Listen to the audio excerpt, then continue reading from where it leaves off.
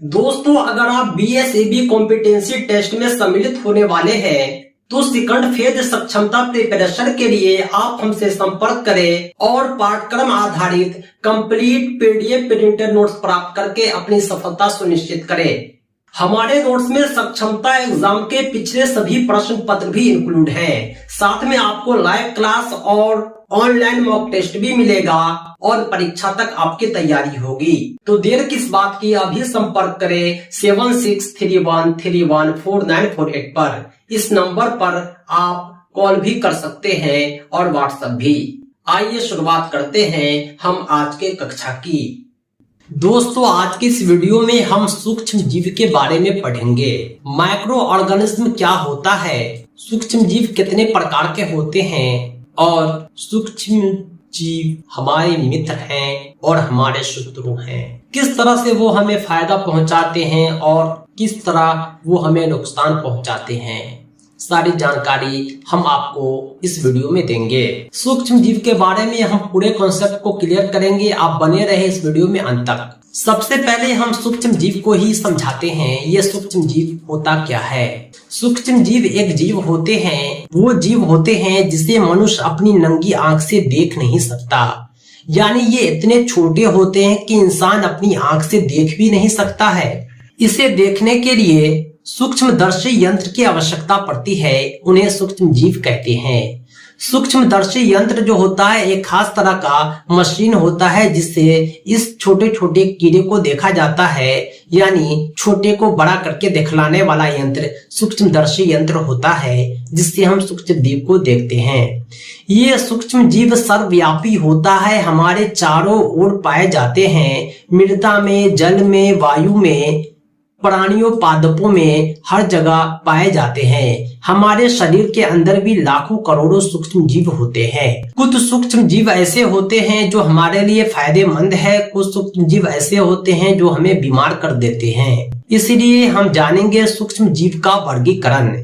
इन सूक्ष्म जीव को 4 भागों में बांटा गया है। कौन कौन है सूक्ष्म जीव, चारों प्रकार को हम समझेंगे। सूक्ष्म जीव के 4 प्रकार जीवाणु, कवक, प्रोटोजवा और विषाणु है। जीवाणु क्या होता है, प्रोटोजवा और विषाणु और कवक क्या होता है, सबको हम जानेंगे। शुरुआत करते हैं हम जीवाणु से। जीवाणु को अंग्रेजी में बैक्टीरिया कहते हैं।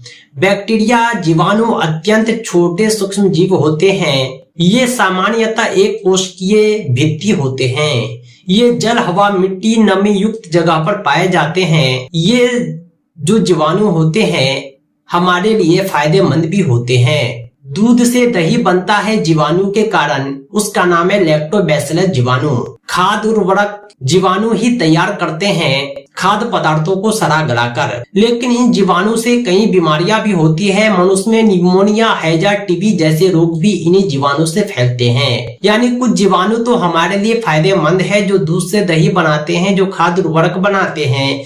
लेकिन कुछ जीवाणु हमारे लिए हानिकारक है, हमारे शत्रु हैं, जो निमोनिया, हैजा, टीबी जैसे रोग फैलाते हैं। जीवाणु के बाद हम जानेंगे कवक के बारे में। कवक क्या होता है, कवक को हम पहचानेंगे। कवक को सामान्य बोलचाल की भाषा में फफूंदी कहते हैं।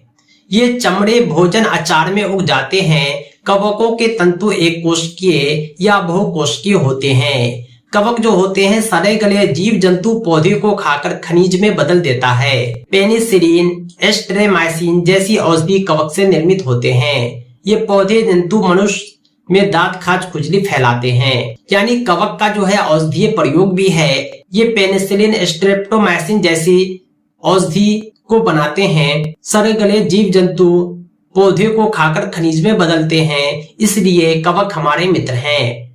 कुछ कवक जो है हमारे लिए हानिकारक भी है, क्योंकि इनसे दांत, खाज, खुजली जैसी बीमारी फैलती है। अब हम जानेंगे प्रोटोजवा के बारे में।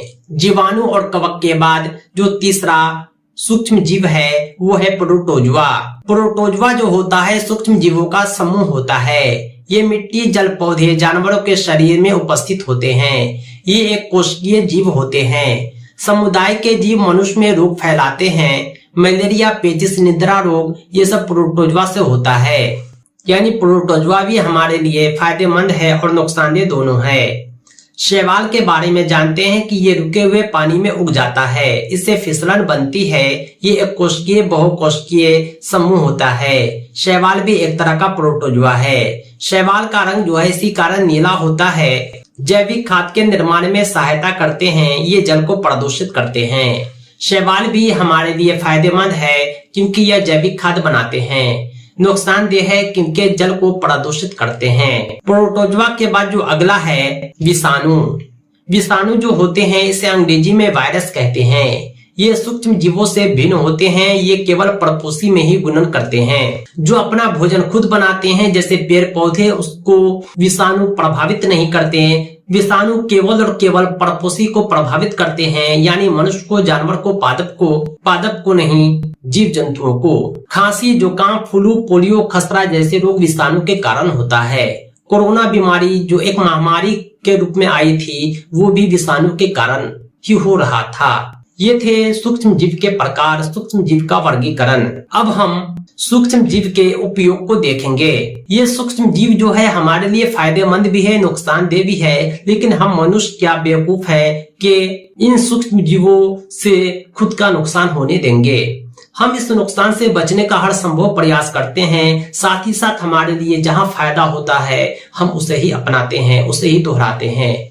इन सूक्ष्म जीवों से दूध से दही बनता है। इन सूक्ष्म जीवों से अल्कोहल का निर्माण होता है। इसका औषधीय उपयोग होता है। मैंने ऊपर भी बतलाया था कि सूक्ष्म जीव जो है दूध से दही बनाते हैं, जिसमें लैक्टोबैसिलस नामक जीवाणु पाए जाते हैं, जो संपूर्ण दूध को दही में परिवर्तित करता है।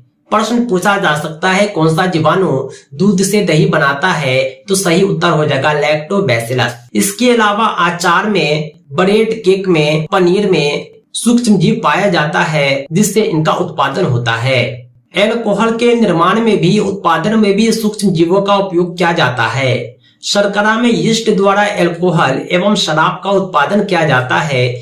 चीनी के अल्कोहल में परिवर्तन की प्रक्रिया को क्विनोन कहते हैं।